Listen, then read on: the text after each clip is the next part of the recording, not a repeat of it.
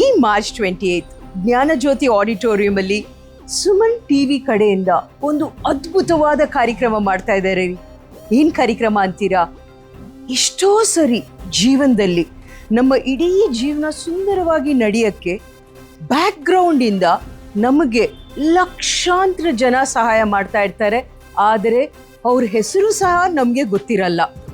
Suman TV ಕಡೆಯಿಂದ ಈ March 28 ಅಂಥ ಸಾಧಕರನ್ನ ಸುಮಾರು 200ಕ್ಕಿಂತ ಹೆಚ್ಚು ಅವಾರ್ಡೀಸ್ನ, ಫ್ರಂಟ್ ಲೈನ್ ಪಬ್ಲಿಕ್ ಸರ್ವಿಸ್ ವಾರಿಯರ್ಸ್ನ ಹಿಂದೆಯಿಂದ ಮುಂದೆ ನಮ್ಮೆದುರುಗಡೆ ಒಂದು ವೇದಿಕೆ ಕೊಟ್ಟು ಅವರಿಗೆ ಸನ್ಮಾನ ಮಾಡ್ತಾ ಇದ್ದಾರೆ.